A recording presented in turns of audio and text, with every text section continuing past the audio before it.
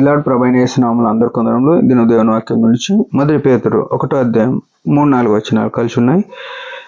మన ప్రభు అయిన యేసుక్రీస్తు తండ్రి యగు దేవుడు స్తుతింపబడను గాక. మృతుల్లో నుండి యేసుక్రీస్తు తిరిగి లేచుట వలన జీవముతో కూడిన నిరీక్షణ మనకు కలుగునట్లు, అనగా అక్షయమైనది, నిర్మలమైనది, వాడబారనిదియునైన స్వాస్థ్యం మనకు కలుగునట్లు ఆయన తన విశేష కనికరం చొప్పున మనలను మరలా జన్మింపజేసెను.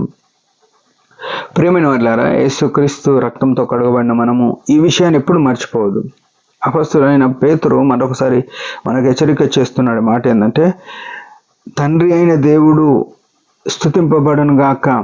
ఆది అంతమైన దేవుడు, ఆదిలో ఉన్న ఈ దేవుడు మహిమా స్వరూపి, దహించు అగ్ని, ఆయన ఎవరు చూడజాలరు. మోషే 40 సంవత్సరాలు అరణ్యంలో నడుస్తున్నప్పుడు మోషే ప్రతిదినము మోషే దేవునితో మాట్లాడుతూ వచ్చినాడు, కానీ ఆయన రూపం చూడలేదు.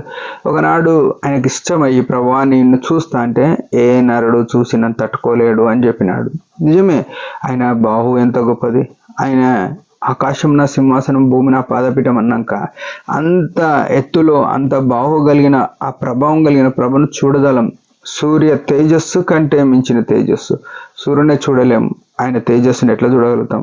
అది అసంభవం. అయితే ఈ సృష్టికర్త అయిన ఈ దేవుడు మన కొరకు ఏమైనాడంటే కుమారుడుగా మారినాడు, శరీరం ధరించుకొని వచ్చినాడు. ఏమనంటే యేసుక్రీస్తు తిరిగి లేచుట వలన, యేసుక్రీస్తు ప్రభు తిరిగి లేచినాడు అంటే అర్థం ఏంటంటే ఆయన నీ కొరకు నా కొరకు మరణించినాడు.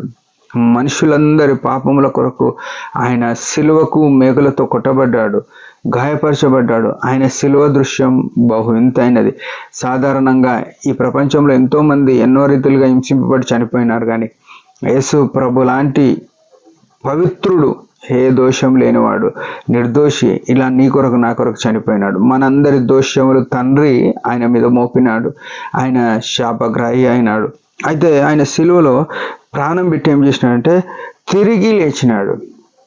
తిరిగి లేచినందుకు మనకేం నిరీక్షణ కలిగిందంటే జీవముతో కూడిన నిరీక్షణ కలిగింది. అంటే ఒకవేళ మనం చనిపోయినా ఇప్పుడు మనుషులకు సాధారణంగా ఏముంది, ఒక మనిషి ఏదో ఒక పరుగు పందెంలో గెలిచినాడు, లేకుంటే ఏదో సాధించినాడు అంటే మనం కూడా చేయొచ్చు అనే ఆధారం వస్తుంది.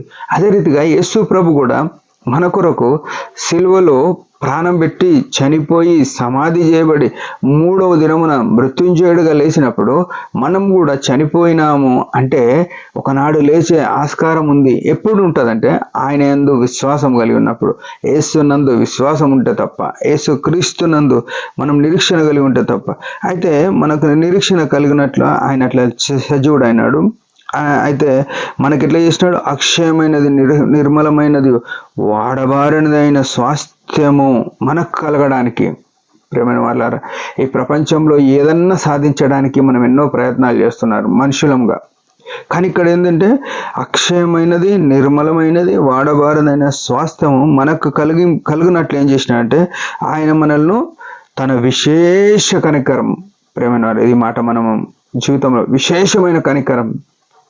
ఎవ్వరు తల్లిదండ్రి జాలిపడతారు పిల్లల మీద, కానీ అంతకంటే ఎక్కువగా ఆయన జాలిపడి ఏం చేసినాడు? మనల్ని మరలా జన్మింపజేసినాడు. క్రీస్తులో పాపముల చేత చచ్చిన మనల్ని క్రీస్తులో సజీవులుగా చేసినాడు.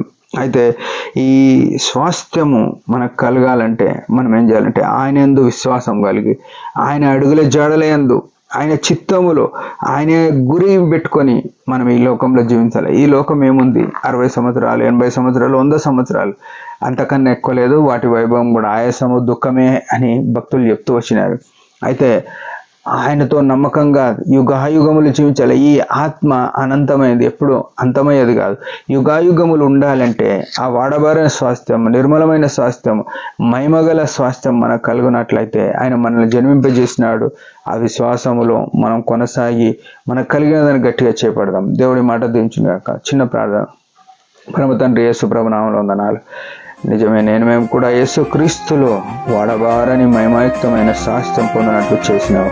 ఆ త్యాగానికి స్తుతిస్తూ అల్పకాల యాత్రలో నీ పాదాల చెంత కొనసాగట కృపణీయమని యేసు నామములో ప్రార్థిస్తున్నాం తండ్రి. ఆమెన్. మీరందరి పరిచయం గురించి బాగా ప్రార్థన. Praise the lord.